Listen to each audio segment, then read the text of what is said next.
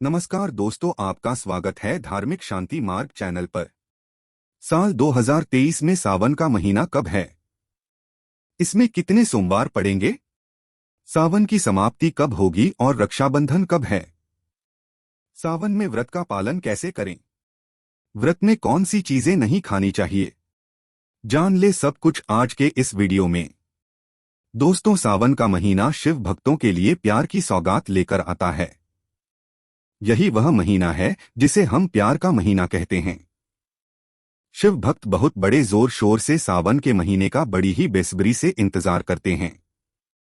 सावन में भगवान शिव धरती पर आकर अपने हर भक्त के घर में वास करते हैं। सच्ची भक्ति करने पर घर धन धान्य से भर देते हैं। सावन का हर एक दिन बहुत ही शुभ माना जाता है। हर दिन पवित्र होता है। हर दिन भगवान शिव की पूजा की जाती है। लेकिन सोमवार के व्रत की बात ही कुछ और होती है। सावन के बारे में हर बात बताने से पहले आपसे रिक्वेस्ट करते हैं कि वीडियो को लाइक जरूर करिएगा, दोस्तों को शेयर कर दीजिएगा और आपने अभी तक चैनल को सब्सक्राइब नहीं किया है तो चैनल को सब्सक्राइब करके बेल आइकन जरूर दबाइएगा। चलिए पहले जानते हैं सावन के इस पवित्र महीने में कितने सोमवार पड़ेंगे और आपको कितने व्रत रखने हैं। दोस्तों, सावन का महीना इस साल 4 जुलाई दिन मंगलवार से शुरू हो रहा है। इस समय बहुत ही शुभ योग बन रहा है। यह दिन साक्षात मंगलकारी है। इस दिन भगवान शिव की पूजा अवश्य करें। 4 जुलाई से शुरू हो रहे सावन के महीने में इस बार शिव जी की अधिक कृपा बरसेगी, क्योंकि इस साल कुल 8 सावन सोमवार के व्रत है। 4 सावन सोमवार व्रत और 4 सावन अधिक मास व्रत। इस बार मल मास और पुरुषोत्तम मास होने की वजह से 4 नहीं बल्कि 8 सोमवार के व्रत किए जाएंगे।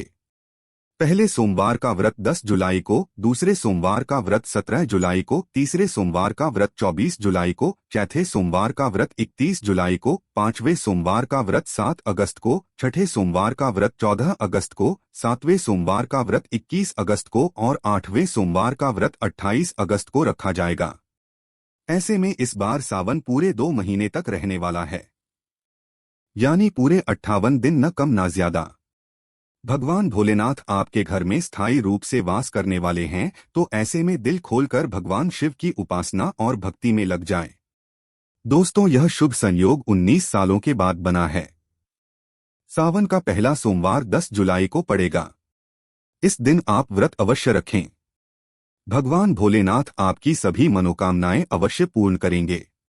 सावन की समाप्ति होगी 31 अगस्त को और रक्षाबंधन का त्योहार मनाया जाएगा 30 अगस्त बुधवार के दिन, यानी सावन समाप्त होने से एक दिन पहले रक्षाबंधन का पर्व मनाया जाएगा। ऐसे में अब जान लेते हैं सावन के महीने में कौन सी गलती नहीं करनी चाहिए जिससे कि शिव जी नाराज ना हो। और सावन व्रत में यह फल तो कभी मत खाना, नहीं तो भगवान भोलेनाथ आपसे क्रोधित हो सकते हैं, आपका व्रत टूट सकता है। आइए जानते हैं कुछ ऐसी गलतियां जिन्हें भूलकर भी नहीं करना चाहिए। नंबर 1, शास्त्रों में बताया गया है कि व्रतधारी को उधार मांगकर फल नहीं खाना चाहिए। इससे पाप लगता है और व्रत अधूरा रह जाता है। सोमवार का व्रत हो या कोई और व्रत में पड़ोसियों से मांगकर फल वगैरह खाना नहीं चाहिए। व्रत मने उधार मांगकर खाने से व्यक्ति का व्रत झूठा हो जाता है। ईश्वर की शरण में आने पर व्यक्ति को झूठ नहीं बोलना चाहिए, कर्ज नहीं लेना चाहिए, चुगली आदि नहीं करना चाहिए, उधार मांग कर भी खाना नहीं चाहिए। अगर व्रत के दौरान आपको कोई अपनी मर्जी से खाने के लिए कुछ देता है तो उसे आप खा सकते हैं, लेकिन व्रत में कम से कम उधार मांग कर खाना नहीं चाहिए। इससे पाप लगता है और व्यक्ति की पवित्रता भंग हो जाती है।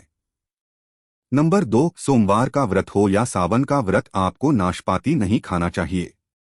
दरअसल इस फल का नाम नाशपाती यानी नाश करने वाला होता है। इसलिए व्रत के दिन इस फल को नहीं खाना चाहिए और व्रत को छोड़कर आप किसी और दिन इसे खा सकते हैं। लेकिन जिस दिन आपका व्रत हो उस दिन नाशपाती का सेवन बिल्कुल नहीं करना चाहिए और भगवान को भी नहीं चढ़ाना चाहिए। नंबर 3, कभी कुट्टू या सिंघाड़े का आटा खाने से भी आपका व्रत टूट सकता है। दोस्तों, लंबे समय से रखा हुआ आटा आपका व्रत भंग कर सकता है। दरअसल आटे में कीड़े पड़ जाते हैं जो ठीक से दिखाई भी नहीं देते। ऐसा आटा खाने पर दरअसल आप मांस का सेवन करते हैं और व्रत में कीड़े खाना घोर पाप के बराबर माना गया है। इसे व्रत भंग हो जाता है। हमेशा ताजा आटा खाना चाहिए। लंबे समय से रखे हुए आटे में कीड़े पड़ जाते हैं तो ऐसा कभी ना करे। व्रत हमेशा शुद्धता में ही रखना चाहिए। सावन का महीना बड़ा ही पवित्र माना गया है, इसलिए यह 5 चीज भगवान शंकर के पास कभी ना रखे हैं। जानते हैं उनके बारे में। नंबर 1, जहां शिवलिंग रखा हो या महादेव की कोई भी प्रतिमा हो, वहां पर भूलकर भी जूते चप्पल लेकर जाना नहीं चाहिए। जरा सोचिए, जब आपके कमरे में कोई जूते चप्पल लेकर प्रवेश करता है तो आपको कितना क्रोध आता है। तो इसी कारण महादेव भी आपसे नाराज हो जाते हैं और आपको मिलने वाला फल नष्ट हो जाता है। ऐसे में हमेशा मंदिर में नंगे पांव ही प्रवेश करें, क्योंकि चमड़े की चप्पल हमेशा अशुद्ध रहती है। इससे देव शक्ति नाराज होती है। नंबर 2, अक्सर महिलाओं को मासिक धर्म आ जाता है और वह बिना किसी को बताए पूजा पाठ कर लेती है, जो कि शास्त्रों में वर्जित माना गया है। इस समय महिलाओं को जानकर भी अनजान नहीं बनना चाहिए। अगर आपको मासिक पीड़ा है तो घर के मंदिर में या बाहर के मंदिर में प्रवेश नहीं करना चाहिए। इससे देव शक्तियां नाराज होकर आपसे क्रोधित हो सकती हैं। ऐसे समय में शिवलिंग को छूना घोर पाप के बराबर माना गया है। जरा सोचिए, ऐसी अवस्था में जब खुद महिला को बुरा लगता है तो कितना बुरा लगेगा। इसलिए महिलाओं को ऐसी अवस्था में मंदिर या यात्रा में जाना, घर में पूजा पाठ करना, भगवान की प्रतिमा को छूना या तुलसी में पानी भी नहीं डालना चाहिए। तुलसी का पौधा भी इससे सूख जाता है।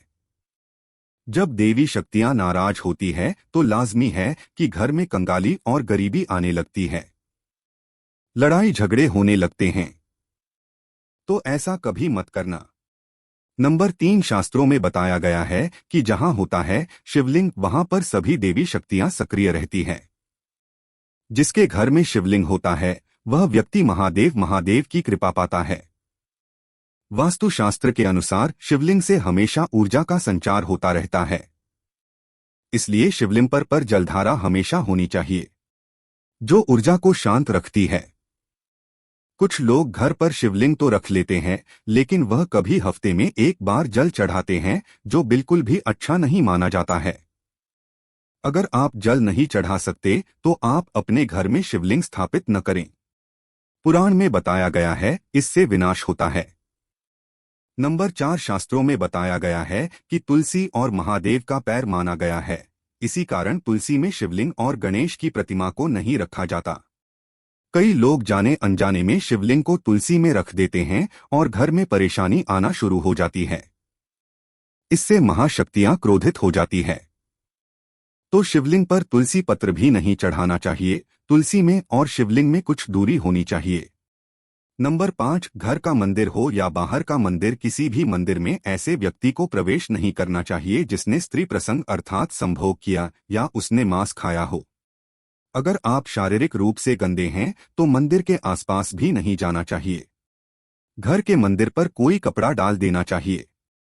जरा आप ही सोचिए कि आप मांस खाकर या स्त्री के साथ शारीरिक संबंध बनाकर भगवान के पास जाएंगे और क्या वह आपसे पसंद आएंगे?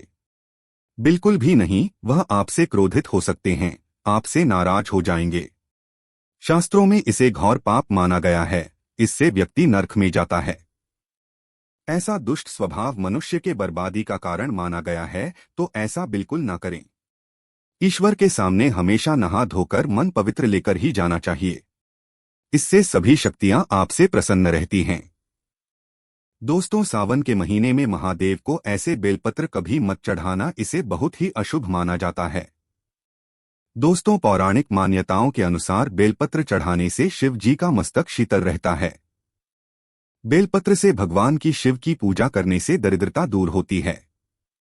व्यक्ति सौभाग्यशाली बनता है। इससे हनुमान जी भी प्रसन्न हो जाते हैं, क्योंकि वह शिव ही के अवतार है। दोस्तों, अब आप यह जान लें कि बेलपत्र का उपयोग और इसके लाभ कैसे मिलते हैं। नंबर 1, तीनों लोकों में जितने तीर्थ स्थल प्रसिद्ध है वे सभी तीर्थ स्थल बेलपत्र के मूल भाग में स्थित माने जाते हैं। इस बात को शायद ही कोई जानता हो। नंबर 2, अगर बेल का वृक्ष घर के बीचों बीच या पूर्व दिशा में लगा हो तो घर में कभी भी धन धान्य की कमी नहीं रहती और परिवारजन खुशहाल रहते हैं। नंबर 3, जो व्यक्ति बेलपत्र के मूल भाग की गंध पुष्प आदि से पूजा अर्चना करता है उसे मृत्यु के पश्चात शिवलोक की प्राप्ति होती है। अब जानते हैं बेलपत्र से जुड़ी कुछ और खास बातें। दोस्तों, चतुर्थी, अष्टमी, नवमी, चतुर्दशी और अमावस्या, इन तिथियों को, साथ ही संक्रांति के समय और सोमवार को बेलपत्र नहीं तोड़ना चाहिए। पूजा से एक दिन पहले ही बेलपत्र तोड़कर रख लें। दोस्तों, बेलपत्र कभी अशुद्ध नहीं होता। अगर आपको पूजा के लिए नया बेलपत्र नहीं मिल रहा है तो आप किसी दूसरे के चढ़ाए हुए बेलपत्र को स्वच्छ जल से धोकर भगवान शिव को अर्पित कर सकते हैं। बेलपत्र में कम से कम 3 पत्तियां होनी चाहिए। कटी फटी पत्तियों का बेलपत्र भगवान शिव को गलती से भी अर्पित मत करना।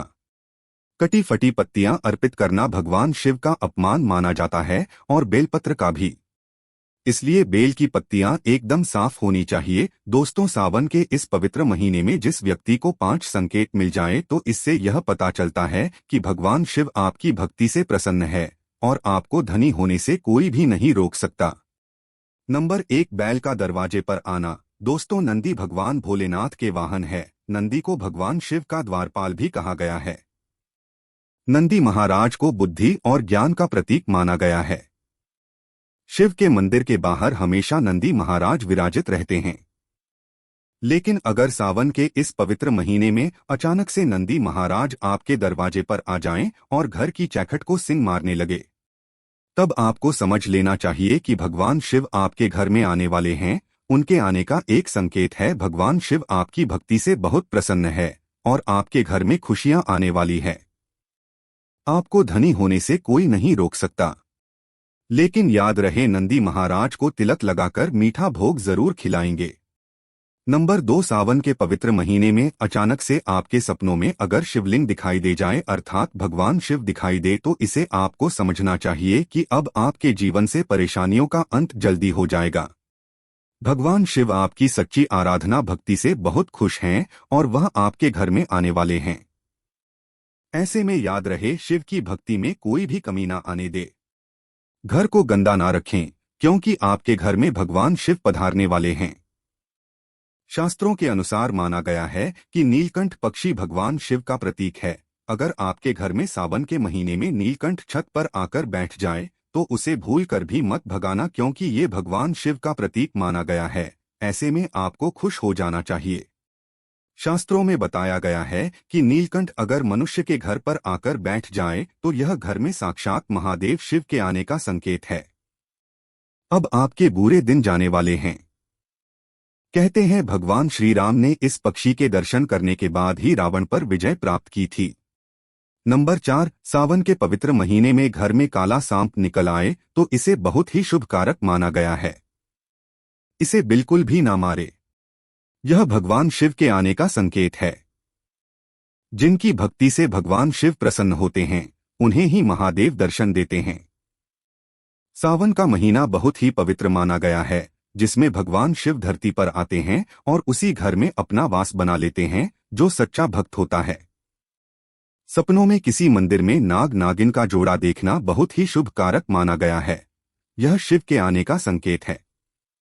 नंबर 5, सावन के शुभ अवसर पर सोमवार के दिन डमरू की आवाज या घंटियों की आवाज सुनाई दे तो यह अत्यंत शुभकारी माना गया है। इसका अर्थ यह है कि भगवान भोलेनाथ आपसे प्रसन्न है और जल्दी आपके घर और जीवन में प्रवेश करने वाले हैं, जिससे आपका आर्थिक संकट दूर होकर जीवन में सुख समृद्धि आने वाली है। दोस्तों, महादेव की कृपा पाने के लिए एक बार भगवान शिव का जयकारा जरूर लगाएं। हर हर महादेव, ओम नमः शिवाय। भगवान शिव के लिए एक लाइक तो बनता है। उम्मीद करते हैं आपको जानकारी पसंद आई होगी। ऐसे ही धार्मिक जानकारी दिलाने वाले वीडियो देखने के लिए चैनल को सब्सक्राइब करें, लाइक करें। धन्यवाद।